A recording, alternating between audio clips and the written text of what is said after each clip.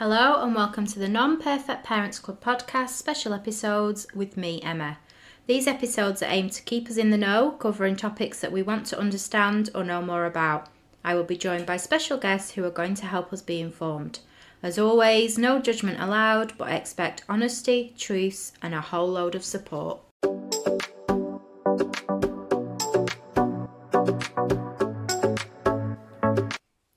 Hello and welcome back to the Non-Perfect Parents Club podcast.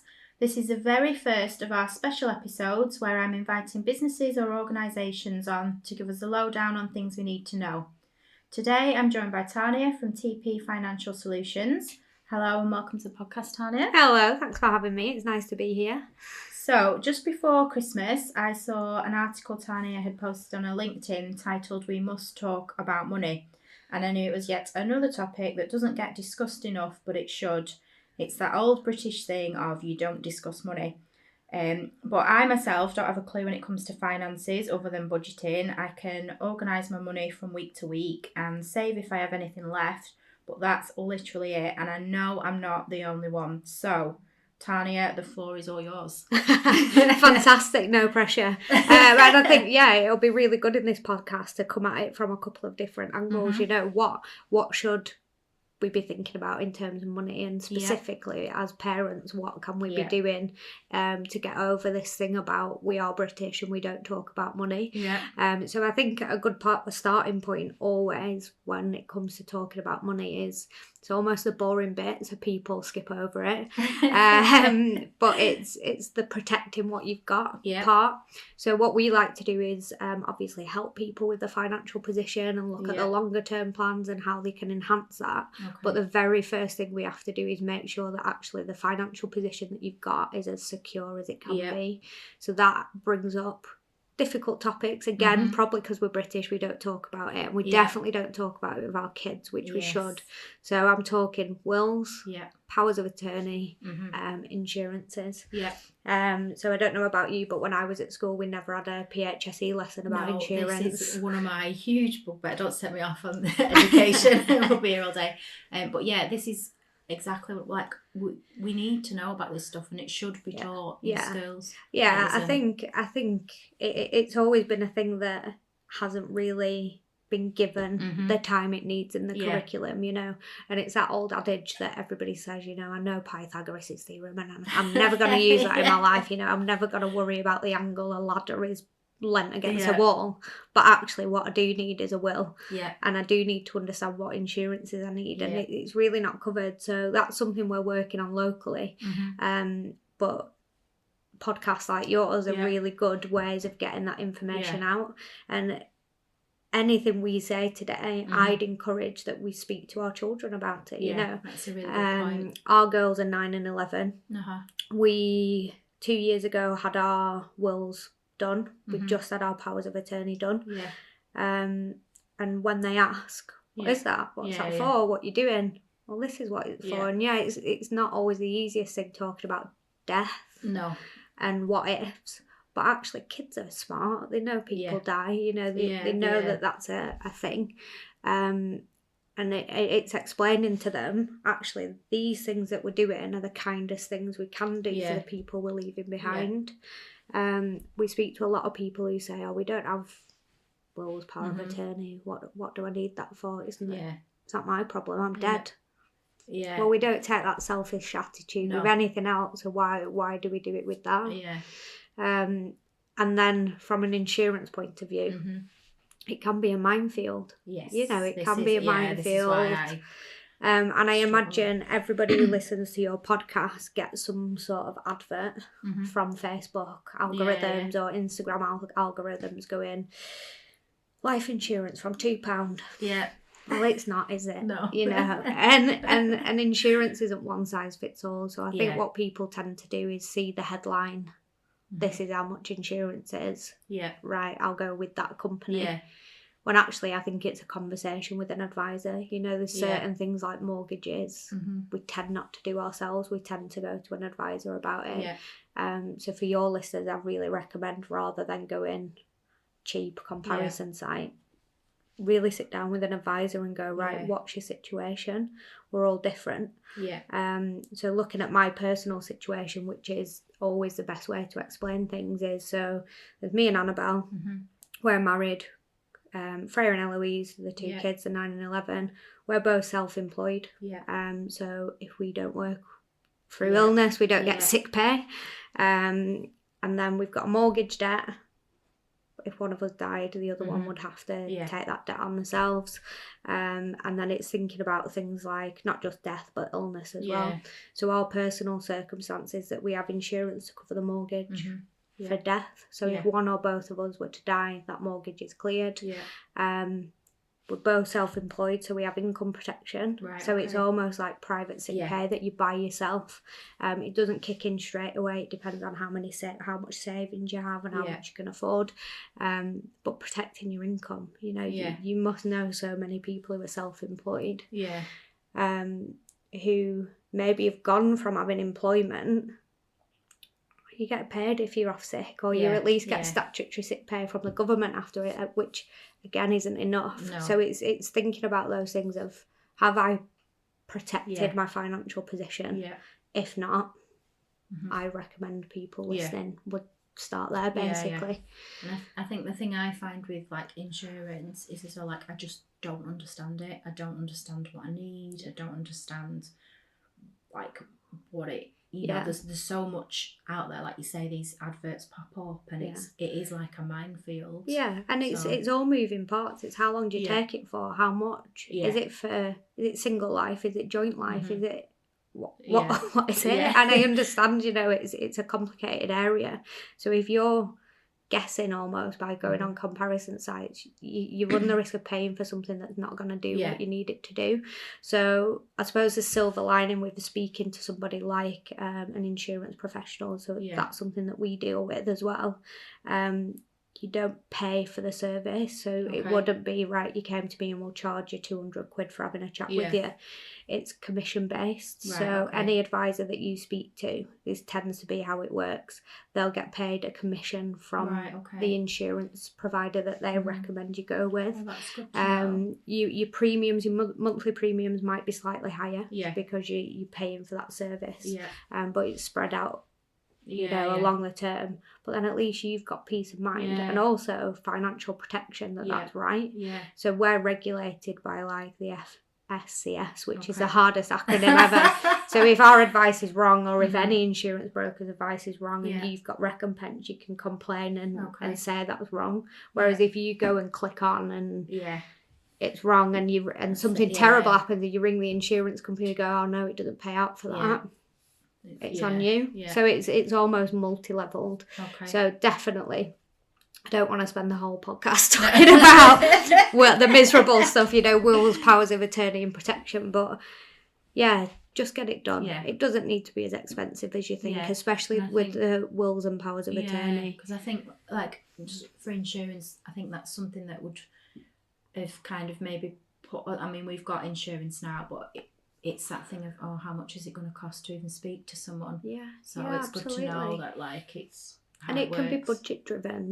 We always say some insurance is better than no insurance. People like us who are self-employed, it makes sense to pay more monthly because what you're going to get back is worth it. I understand there's a cost of living crisis at the minute, so some people are really up against the wall.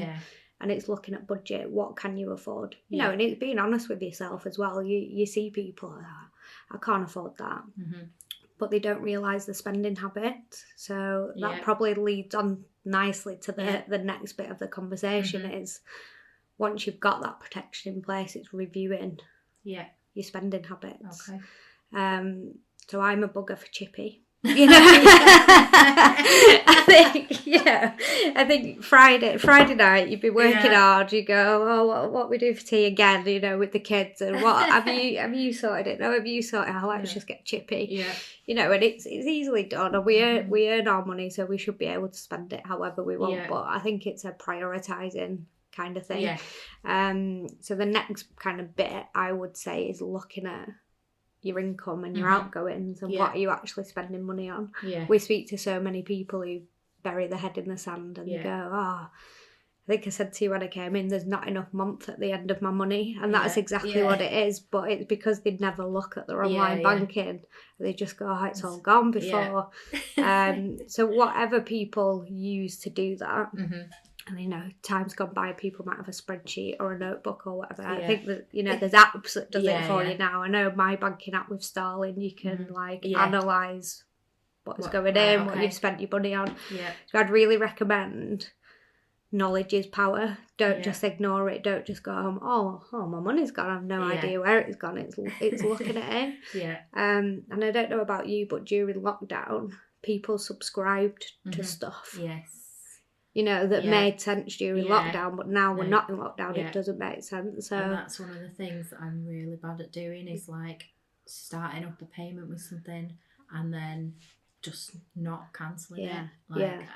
Me and my husband were both really bad for that. And it's like, how much is that over time? Like, what's that build-up effect? So, like, I find now, especially with the telly, there's so many different, like, do you have Netflix? Do you have Disney Store? And then, obviously, the one thing you want to watch is on none of them. So, for an example, we wanted to watch Scott and Bailey. Have you ever watched that? It's like Saran Jerome. But I was like, oh, remember that show, Scott and Bailey's brilliant. Let's look on Netflix. Not there. Amazon. Not there. Where is it? So it's on ITVX. $5.99 a month. Another subscription. I was like, right, we'll do it to watch this programme, but what I'm going to do is I'm going to diarise in 30 days to cancel it. And it's that forward thinking. And I think, these things that are price tagged only $5.99 a month or only $7.99. Yeah, it is if you're using it. But how much is it if you're not? So I think... probably that key phrase is knowledge is power. So check your subscriptions, everybody. Definitely. Look at your banking app. What are you paying for? When I was early 20s, I was paying simultaneously for 2 phone contracts. And it was that thing of, I've not looked at my bank account. And then I can't even remember why I did end up looking. I'm like, paying that for 2 years, 30 quid a month. We did that with so we've only got one dog now. We lost our old dog, but as he was getting older, we've got his pet. We had his pet insurance, and it just renewed. And it was one of them things that I always meant to go on and do a price comparison and redo, and I'd obviously not done it. And one day I was going through the bank statements and I was looking, and we were paying £70 a month in pet insurance. And he wasn't quite dead yet, but it wasn't long before. It wasn't long off. But I went on, and then we obviously redid the insurance, and I saved £35 a month. And I don't know how long we'd been paying that, but I said that is ridiculous, the amount that we've been. Just because I'd not redone. You're not in the routine of checking it, and I think that's a really important point that. The stuff that's annual renewal, so car insurance, pet insurance, house insurance, not your personal insurances that we were talking about before, because they're long term, so you get them and they should, be there. But diarise them. A lot of us use calendars now with where the kids are. Our diary is full of what the kids are doing. But there's nothing stopping you adding a calendar entry a week before you know that's due and going. Because car insurance is awful for it. You'll be paying 25 quid and then you'll get your renewal through. And if you don't read it, it's 80 quid before you even know. And they know what they're doing. So again, knowledge is power. Anything, energy, renew it, look at it, shop around. Mobile phone contracts. They're another one. And make it part of your routine. Make it part of something that you do. We all have, we call it life admin. The stuff that's not for work, but you have to do it because you're a grown up and it's rubbish. But add it to your life admin that's something you're going to do. And in terms of with the kids, are these not really good habits to be talking to the kids about? And they're nosy, aren't they? What you're doing? What are you doing that for? So for example, our energy, we used a broker, and we ended up going with Utilities Warehouse. So really good company, and we get cash back. And the lady came round to the house for a chat. The kids, who's that lady? That lady's Carrie. She sorts out. Why do you do that? Well, this is why. And actually, what it makes them think is, that shower that I'm running for 25 minutes, or that when I put all the lights on and it looks like Blackpool illuminations, at the risk of sounding like my mother, but it's that thing of, oh, does the energy cost money? And this is how much money it costs. There's no downside to putting a figure on that, whatever that is. Oh, actually, we spend 250 quid a month on gas and electric. What? Yeah. But it's setting them up going forward, and especially the older kids who are getting their own contracts effectively, aren't they? They are getting their own contracts. How much is that? Yeah. 20 quid every month we have to pay for that, and that sort of leads into the conversation about kids knowing how much you earn, and I think that was something that was in the article, that we don't tend to tell our children how much we earn. I think that's a British thing. I don't know whether it's a embarrassment that we don't think we earn enough, or it's I was always brought up like it was rude to ask somebody. So like if even now if anyone asks my mum and dad what something costs, it'd be like it's like it's seen as rude. Whereas, and I think that's true, isn't it? It is rude if you ask, if one of my children randomly asks their teacher how much you earn, you'd be a bit mortified, wouldn't you? But it's giving them that safe space at home to say, look, these are topics we need to discuss for the four of us, or whatever your family makeup is. And there's always things that as families we speak between us, not not necessarily for everybody else, and kids understand that premise, so it's important to have them conversations, and before we came on the podcast it was talking about that. How do they know what a good wage is? How do they know what a good lifestyle looks like if they don't know, one, how much things cost, and two, how much we earn? Something I've started doing with mine, because there's a few things, and so my youngest is nearly 7, so she's still a little bit like doesn't really know what stuff costs. Is I've started kind of saying to them, oh well, I've had to work this many hours to be able to afford that, so that they can see, oh well, it's not just we've got money there, like I've had to go to work for this long to be able to buy that. So it's kind of linking the two, if that makes sense. Yeah, absolutely. And I think it's not patronising the kids. Obviously we want to protect them from bad things in life, and we don't want them to grow up too quickly, but I think there's a balance to be had there. Where actually they understand topics. We were always brought up to do things to help the family unit, and that's something else that can be linked to money. It's something we do because we work from home. Well, actually, girls, if you empty the dishwasher, set the table and do a bit of the washing, we'll finish up quicker, and that saved us stuff that we need to do. So to me, that's worth £10 a week, and that's what pocket money you'll get. And then they've got a healthy view on earning money for work. It's almost a social construct, isn't it? That you get paid in exchange for what you've done. And if they get to 18 and they've never done anything for the money we give them, they're gonna come unstuck a bit, aren't they? Or it might cause a bit of a row with send them off into the world. with their boss at the new job. They go, "What, you expect me to do something for this money?" Oh, I thought I was just gonna sit here. I thought you were gonna just look after me. But it's difficult, and it's difficult once you get to it. And I'm not saying you have to tell your kids, everything about what everything is and the ins and outs, and we don't want to put stress on kids if we are struggling for money or anything like that, but equally we need them to know the value of it and the importance of it, and that actually you don't get anything for free, do you? So you have to work. Well, it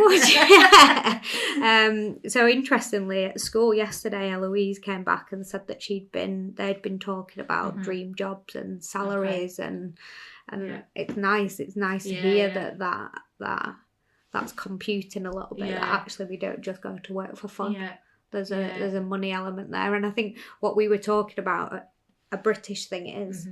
We struggle to value ourselves. So if there's people listening to this podcast who are self-employed, we find it really difficult to find a price point for our service. We tend to always knock ourselves down before we've even had a conversation about price. And I think it's trying to empower our kids so they're not like that. That's they definitely. know their value. And I say these things and I find it difficult myself, even though we're professionals in a business. How much is that going to cost? It sticks in your throat, doesn't it? It does, But I think we've been hardwired in some ways to be like that. How much does that cost? But I could do you a discount. I think we're all bargain hunters, really, aren't we? We are. So because we like a bargain that way, we always feel like we have to give a bargain. Bargain the other way. So I think, we've covered probably protection. Budgeting, you talked about budgeting. Knowledge is power with that. Don't ignore anything. So something we're seeing now, last year was a tricky year financially. Interest rates went up. People are feeling the pinch. Energy prices went up. In those circumstances, that's absolutely the time not to ignore anything. That old burying your head in the sand. Things aren't always as bad as they seem. So what if there are issues with debt for people, or they don't feel like they can afford things, or the missing payments, absolute worst thing to do is nothing. So our recommendations are always pick up the phone, speak to the people you owe money to, or you might be just about to owe money to. There are things like payment holidays. So kind of worst case scenario is to default. Because then that affects your credit rating and that affects kind of everything going forward, your borrowing power, etc.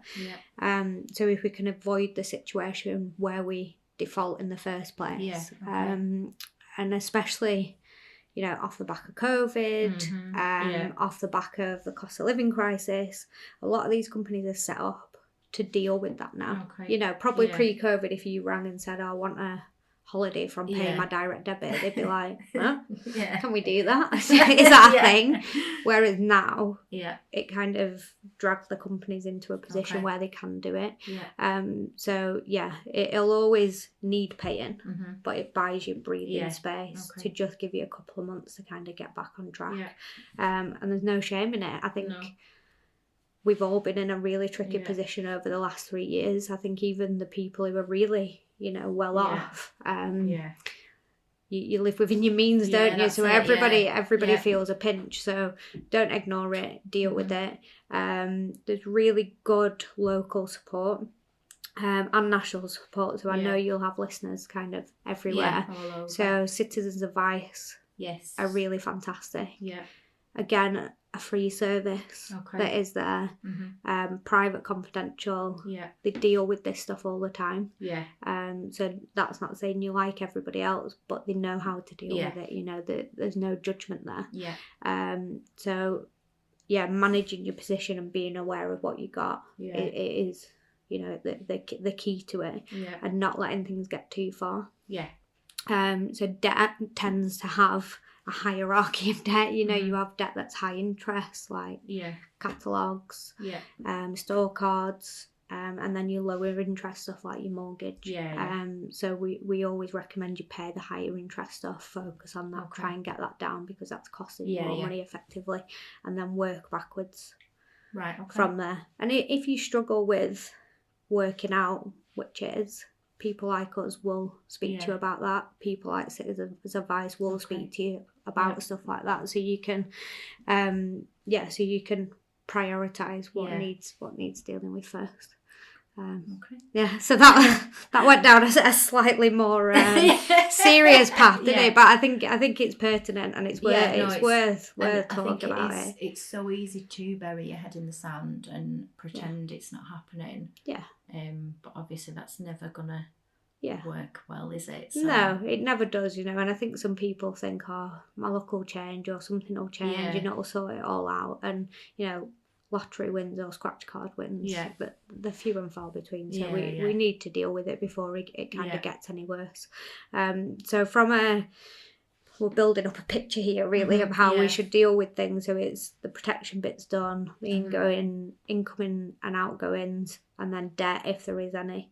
And then once you feel empowered and you know how that's running, it's looking at the next stage. What can we do with that? What can we do with the additional stuff we've got on top of that? Huge one is pension planning. We say pension and people kind of recoil like it's you moved about 3 feet away from me when I said pension. But basically we're all living longer, we're all living healthier. There are now government legislations where if you're employed, you have to be enrolled in a pension scheme, which is fantastic, and we get state pension. But it's thinking about retirement as soon as you can and what that looks like. And actually, retirement for all of us looks completely different. So some people might just want to go for walks every day. That's free, isn't it? We don't need to factor in additional costs for that. But equally, some people might go, do you know what? I've worked really hard in my retirement. I want to go on 3 cruises every year, you know? And it's almost making what that looks like a reality as quickly as possible. So pension planning is something key. And something that people should be talking about and looking into. So most people who work will have a workplace pension scheme. They all have an online portal. So what we find happens is people get a letter about the pension, they put it in the bin and they never think about it again. I think we've got the bin, but I think we've got a post going out in the next couple of weeks about what do you do with your pension paperwork, and it's like, use it as a coaster, add it to the pack of other papers that will never get dealt with. But it's being aware of what you've got and maximising it basically. So any kind of pension will have an online login that you can, well, the modern ones, so that you can go in, you can have a look at what it is, where it's invested, and it's making sure that's right for you really. You want to make sure that it's invested in a way that's suitable for you, where you are now. So what tends to happen with a workplace pension, is you get put into a default fund. So it's usually middle of the road. It'll be targeting retirement at a certain day. It might be that you want to be a bit more adventurous with that to try and grow it a bit more. So there are different fund options within there. Equally, what we're seeing is people have a preference about where their money is invested, so ethical things. So you might find somebody who lives their life completely vegan. I'm a vegan, I won't buy leather, I won't eat meat products, You look at the pension fund that they're invested in, it may have something that's against that. So it's just you can do all this online, but again, if you want help, that there is help, people like us available who can look at that a bit more. A really big one with pensions is naming death beneficiaries. So I think people just assume that, oh, this is my family makeup, so if I die, then I get my pension. It doesn't happen like that, so you have to actively name who you want that to go to, and that is it is an asset that you can pass on, and that can be quite valuable. Self-employed people with pensions, we all know lots of self-employed people. We tend to find that they really focus on the job that they're doing. They're really good at the job that they're doing, so they never give a second thought to income protection that we talked about before, or what's my pension provision. So pension provision roughly for us now, when we get to retirement, so I'm 35, I don't know how old you are. Same. So when we get there, it'll be about 10 grand a year. So it's thinking about, well, do I want to work to state pension age, or do I want to stop sooner? You're going to have to fund that yourself. Is 10 grand enough? Yes, we won't have mortgages. Well, we shouldn't. We should hope to pay off our mortgage by the time that we retire, so we've not got them debts on top of trying to find income when we're not working. So is 10 grand enough? For some people, absolutely. I don't have my mortgage. I don't want to go a lot of places. I'm happy where I am. On top of that, I don't really need more. But for a lot of us, we will want more. And it's then knowledge is power. Yeah. I'm sorry if I'm doing anybody's head in with that, but it's knowing, well, what does that pension pot turn into in income? Yeah. If you're in a relationship, you can look at it jointly, but it's always being aware that actually that might break down. And if that relationship did break down, what do you need independently? So pension planning is really important. If you're self-employed and you haven't done anything about pensions, I'd really recommend you speak to somebody about setting up a pension. There can be good tax benefits for doing that. Okay. So the government basically want you to pay into pensions because they want to make sure that old people have enough money when they retire. It all makes sense when you think about it. Yeah. And so they give you tax incentives basically to pay into pensions because they want people to do that. So even if it's £50, £100 a month, it's better than nothing. Yeah. And actually £100 a month over 30 years. So I'm 35. If I'm going to retire at 65, I've got 30 years of £100. That's invested, so it's growing as well. Yeah. You get your tax break, so the government are putting money in. Right. And when you look at it like that, a lot of people are quite dismissive and they go, 100 quid's not going to do nothing. But actually, over the long term, with compound interest and things, it can make the difference between, actually, I can't have a holiday when I'm retired because there's not the money there. Or that pot that I've done for myself can give me that holiday that I want every year. So again, know what you have in pensions and speak to the kids about it. Kids are quite interested in stuff like that. I think it's actually adults who kind of pensions. We've developed this thing over, it's really boring, don't talk about pensions. But during lockdown, when we were struggling for stuff for the kids to do, you remember that first one when the schools hadn't managed to get resources? We were like, oh my God, we have to work. What are the kids going to do? Yeah. We're talking to them about pensions, and say it. Oh, right, so what is a pension? And, is that why Nana McGonagall doesn't work? And so she can afford to, that, and it's... that's a really good point, It's good for them to know that actually these people who aren't working anymore, and actually they probably find it really weird that Grandad Evan doesn't work. Yeah. How's he got any money if he doesn't work? That thing. And it's being open with your partner as well.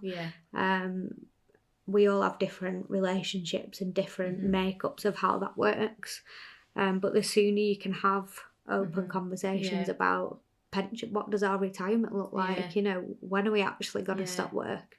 Because that's something we've not had any conversation like that. Like, obviously we've got our life insurance, my husband's self-employed, so we've sorted that around that, and then we've done our wills, but we've never had a conversation of what retirement looks like. So that's something that when he gets home from work now, you got to collar him Friday night. Pensions please with the chippy. But it's having the conversation. There's some really good resources online. State pension, you can calculate, it tells you what your state pension's going to get. For people who've had time off work to raise children, just looking at what national insurance contributions you've made to make sure you're getting the full amount of state pension. What day is that? It's depending on what age you are, depends what age your state pension kicks in. So you could be thinking, right, we're going to stop at 60. Well, your state pension's probably going to be 68. So if you stop at 60, you're going to have to fund 8 years of retirement yourself. And tying that in with the rest of the stuff we've talked about. So how long is your mortgage? What is your income? Is that going to increase? What are your outgoings? Are they going to decrease? So it is a bit of it's almost like a cool game. That's what I try and tell people. My job is really cool. but it is that. It's kind of fitting it all together. And if it is complicated or any parts of it you don't understand, just use resources that are available to you. But pension planning's a big one. And then another way Another topic we haven't covered is saving. Saving's a big thing. Yeah. And lots of us are in a position where we have excess every month, or once we've reviewed our bank statement, once we've cancelled our subscriptions. Yeah, we will have. And it's if people off the back of this conversation go away and do that work and go, actually, I'm paying that, I don't use it. I'm paying that. I've rung my car insurance and that saved me 30 quid. There's 50 quid there. Yeah. Well, instead of just spending that, think about your savings. So when people come to us for financial advice, our rule of thumb is you should always try and save 3 months expenditure as cash. Okay. So for easy maths, for me it is Friday after all.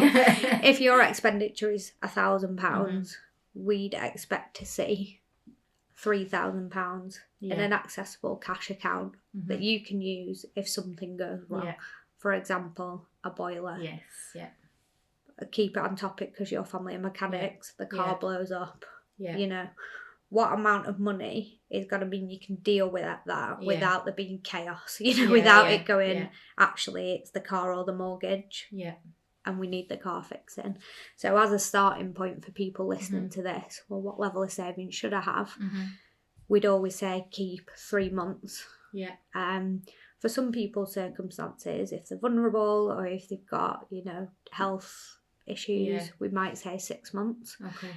But, general Joe public would say probably 3 months in cash before you think about any kind of other saving. And then the bit on top of that is things like ISAs. This is a bit where I'll go for because this is what I don't understand. You just switch off. I wish I did, but I don't understand. Yeah. It's always affordable. What is affordable? It really helps to do it regularly. So monthly rather than I've got a spare £100, I'll put that away, and then you don't do anything for 6 months. So it's almost right. You've got your insurance. You know what's coming in, what's going out. Your pension provision sorted. Yeah. You've got your emergency savings. They're not to be touched. What do we want on top of that? Yeah. It might be a holiday fund. And it's regular small amounts that you can afford, really. Yeah. And it's reviewing that and making sure it continues to be affordable. Yeah. We all need a different technique to do that. I'm completely different to you. Yeah. So the way we do it is we have a separate account. Yes. Yeah. Annabelle calls them squirrel pots. Yeah. But it is that we have our main account, all the activity happens there, it's coming in, it's going out. We have an emergency savings pot, it's our emergency fund.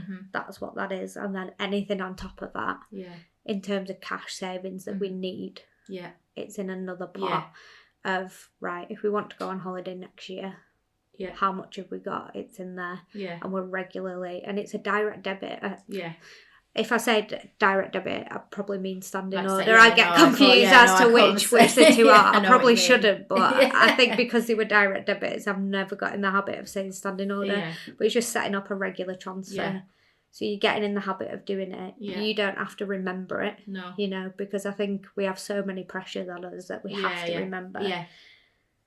Actually, just set it up automatically so it's doing it, and do it so it's easy to switch on and off. So if you do get in a position where you can't keep doing it, you can just switch it off. But equally, you can turn it up if anything longer term than that. So this is probably where you'll recoil, where we're talking about investment or saving for the long term. We always work off the basis that that's money that you don't need for at least 5 years. Right. So basically, if something happened, emergency, or you decided you wanted the kitchen doing or the bathroom doing or whatever it is, you don't need that money for at least 5, 10 or 15 years. That's when we look at investment. Okay. So that tends to be, inherited money, or if people have got a lot left over, they're got good jobs, they've got good promotions, the business is doing really well, they've got far more income than they used to, and they want to do the best with it, really. So we wouldn't look at investing anything short term. So if you need that money, there's no point investing in it, because the way investing works is that you want it to be in that environment for as long as possible, because that gives it the greatest chance of growing. If we've got time, there's just a quick point about get rich quick stuff with investments. I don't. You'll see it because you spend a lot of time on the internet and your community's on there. There's a lot of fads about Bitcoin. There's YouTubers that are suddenly massively famous, aren't they? Like Prime, and they're selling Prime, and the kids all want Prime, and they all want Bitcoin, and they're selling NFTs and all these things. It's a gamble, I think people see that as an option of, and it's always my mate down the pub has said this. My mate's done well on Bitcoin, but well, your mate's still living in the same house, but doing the same job, so he can't be doing that well off it. We always say with things like that is, unless it's an amount of money that you're willing to completely lose, just don't go near it. It's as simple as that. I know a lot of people gamble. They might do football on the weekends. They might put a tenner here and a tenner there. I'd say view Bitcoin or anything like that with the same, and it's something as regulated financial advisors we're not allowed to give advice on at all, because it's completely unregulated. You could put 10 grand in that one day and it's just gone the next day, and I think the fact it's completely unregulated tells you all you need to know, really, doesn't it? I think that's a really good point, and that's something that we say to people is, I think in the 80s and 90s there was a lot of mis-selling. You'll have heard of PPI and things like that, and bad banking and It just can't happen anymore. So if you are wanting somebody like us to help you with it, always look at a regulated financial planner. It means we've taken exams. It means we're registered with the Financial Conduct Authority, so anything we do is checked. And we have to follow their rules basically that they set. There's a lot of TikTok advice. I don't know if you've seen it, it makes me feel old at 35 that, TikTok advice and people call, like financial coaching and stuff, which can be really helpful, but they're not qualified. So when it comes to making big decisions like investing inheritances or investing excess money or taking out new pensions and things, the TikTok advice probably isn't going to cut it. You need TikTok's great if you like it, but I think it's probably the bane of most professionals' life, isn't it? Like we see it lots, obviously in the car trade, of advice and stuff that's put out there, and then when you do say anything, you're wrong, you're trying to make money. And it's like, I saw this on TikTok. Is that where we get our advice from now? But the frustrating thing over last year was TikTok banned regulated financial advisors from being on TikTok. Wow. So if you were unregulated, you could be on there. Tell people whatever. But if you were regulated, you couldn't be on there. So actually, they've changed the rulings now. So the content that we put across our other social media channels, we try and put on TikTok now. We don't really use it personally, but it's just to kind of get some proper information in amongst there. Oh, hey guys, I've got this NFT and it's great. And it's like, really? And then the other reason is so I don't get stuck watching bloody Wakey Wines for 4 hours. Don't go there. It's the least, like, it just stops your productivity completely, doesn't it? So try not to touch TikTok, but I know there is a trend of especially younger people, but people in the 20s have got children and jobs and mortgages. So they're kind of growing up with these trends of, TikTok, we consume information through TikTok and social media, and, some of it's great, but you need to really check where that's coming from. I think that's probably, like, the key point, isn't it? Like, just anything that you kind of consume off social media in terms of advice is just checking that it is the right advice, and doesn't, just because it's on there doesn't necessarily mean that what they're telling you is the right thing. And especially with the kids, to bring it back to your topic, is that we need to tell the kids that whatever you're seeing on social media, don't take that as gospel. Some of it's there to be daft, some of it's there to be entertaining, some of it's there to scam you. You know, and that's a real danger of it. And I think that's why we have these age limits for social media. I know that's not always followed, and it's kind of each to their own. But if we are letting kids on stuff that potentially they shouldn't be, or we know that they're being exposed to, it's definitely a conversation about, don't take everything you see on there as gospel, or just because Logan Paul said it, it doesn't mean it's applicable to you. You know, and it's just that openness with our kids. They tend to get it. And then one question we always get asked is, you know, if I want to see an advisor about this stuff, how do I pick? That's a really good question. How do I pick? You know, there's even in our area, there's, you know, 20 financial advisors within, I don't know, five square miles. So how do you pick? So I'd say regulated, definitely. You know, if they're pegging themselves as a financial advisor and advertising themselves as such, they'll be on the FCA register. So there's something called the Financial Conduct Authority. They have a register, and anybody who's regulated by them will be on there. They'll have a license to do what we do. Thereafter, and this might sound mad, it's who do you get on with? I agree. You know, it's who do you like and whose values match your values. We kind of laugh in our industry that it's a lot of old men in blue suits, you know. You can like the first thing you think of, and, you know, with a briefcase. Straight away I can picture my mum and dad's financial advisors when I was a kid, and he used to come round in his blue suit with his suitcase. Which is fine. You know, there's an absolute place for that. A lot of people know that, they trust that, you know, they think that matches up with trusted professional. But it's thinking about you and your lifestyle and your values and your family's values and which advisor are you happy speaking to. Definitely. So especially when we're doing bigger things like big investments or pensions and stuff like that, you have to see us all the time. You know, so make sure that that's somebody you can have a conversation on your level with. We see a lot of people, women in particular, who have felt patronised. So they've just said yes because they don't want to feel thick by going, I don't actually understand what you're saying to me. So a lot of work we do with people is, especially women in an older age bracket, but it kind of applies from our age onwards, really. You might have had 4, 5, 6 different jobs.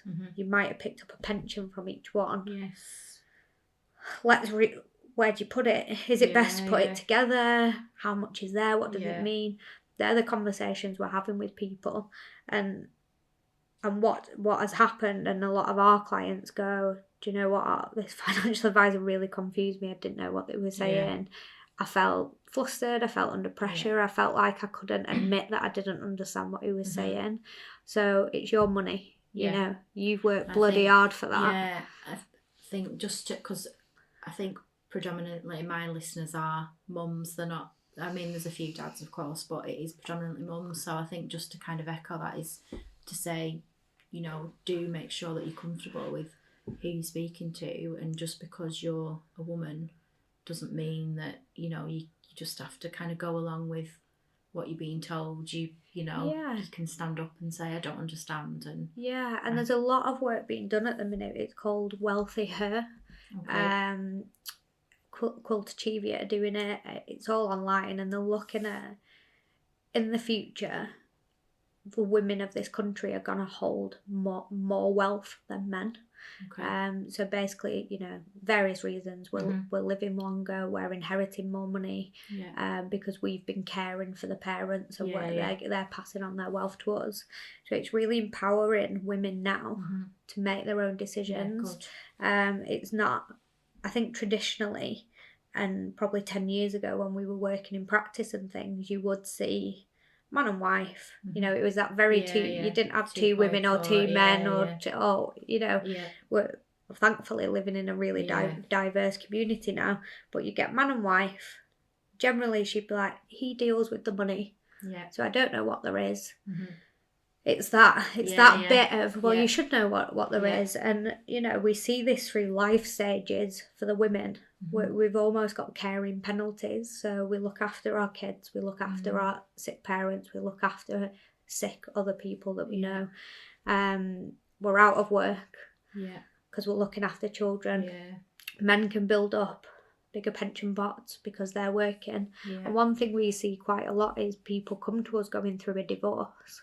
Right. How are we splitting the assets? What am I entitled to? And it's always that thing of, oh, I'm not touching his pension. And it's that, just chatting it through, well, could he have got that big pension if you weren't not working, looking after, having his tea on there, you know?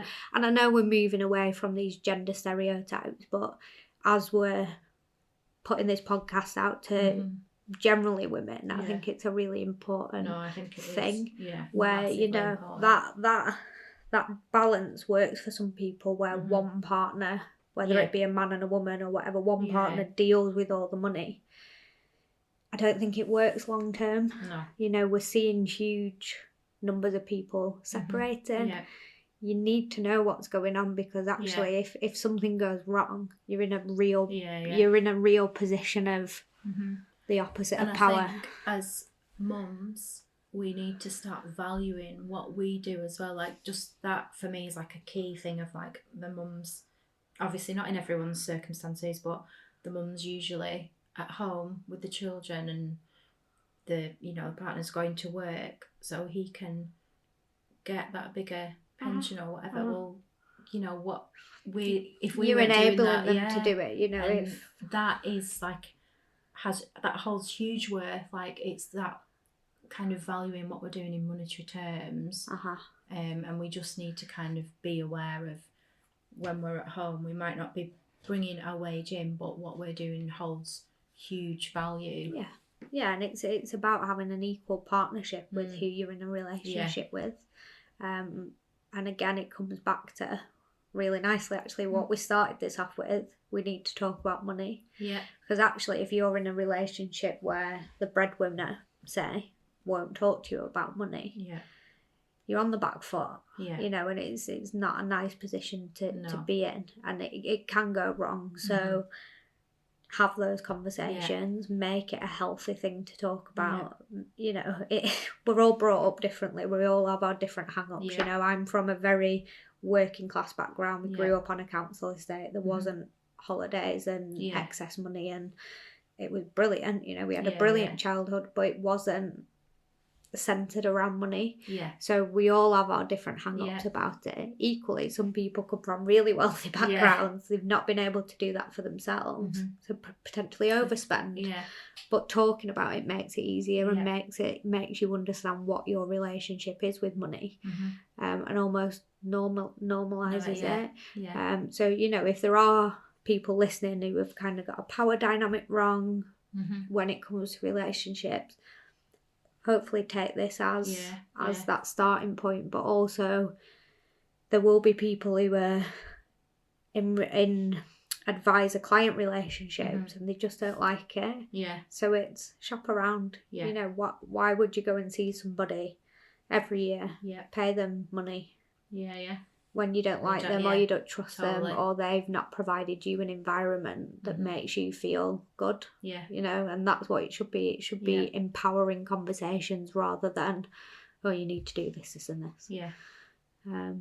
So do you think we've covered everything there? So you know, I'm always available if people have questions off the back of that. I know we've touched on, I don't know how long we've been talking there, but just short of an hour. Have we? No wonder I sound hoarse. Should I add another brew? Let's pause while we make a brew. While we have a brew. No, but I appreciate we've done a lot. A lot there. And I think we've raised some really good points there as well. There's been quite a few things that I wouldn't have thought about. But I think we've raised some really good points there. Good. Well, thank you for having me. No, thank you. It's been nice to meet you finally. Yes, I know. Thank you all for listening. If you've enjoyed this podcast, please share, follow and or review. And if there's any topics you'd like to see covered, please just let me know. You can get in touch with me by my email or on my Facebook or Instagram page. Thank you, Tarnia, for joining us and sharing your knowledge. You can find TP Financial Solutions on Facebook, Instagram, Twitter, and on their website. I'll post the links in the description. Keep your eyes peeled for our next special episode, and I'll be back soon. Bye.